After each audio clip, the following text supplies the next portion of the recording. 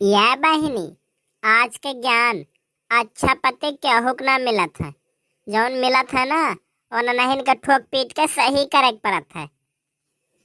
अरे बड़की जज्जे है बड़की जज्जे, हमें 5,000 रुपया दे देते, हमारे नैहरे बियाह पड़ा पाए, बहुत सख्त जरूरत है। अगले महीने में हम वापस कर दे बड़की जज्जी। अरे बहिनी पिछली बार लिह रही तो यह बतिया कह रही हूँ, लेकिन अब अही तक नहीं दिहू। अरे कुछ परेशानी आई गर बड़की जज्जी, लेकिन आपके कुल पैसा तो हर तुरंत हम एक महीना बाद हिसाब करके वापस कर दिए। अच्छा ये बताओ लड़का बहनी, दुनिया में सबसे हिम्मती किया है? दुनिया में सबसे ज्यादा हिम्मती हम नहीं पता बड़की जज्जी, तो ही बताओ। हम जानत रहन बहनी तो नहीं बता पाए, लेकिन हम बताई। हाँ हाँ बताओ बड़की जज्जी।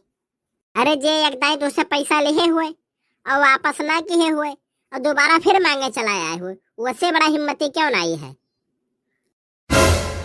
हमें तो ताना मारा थी बड़की जिज्जी। अब जैसन तो सोचो बहनी, तोहरे सोच के ऊपर बाय।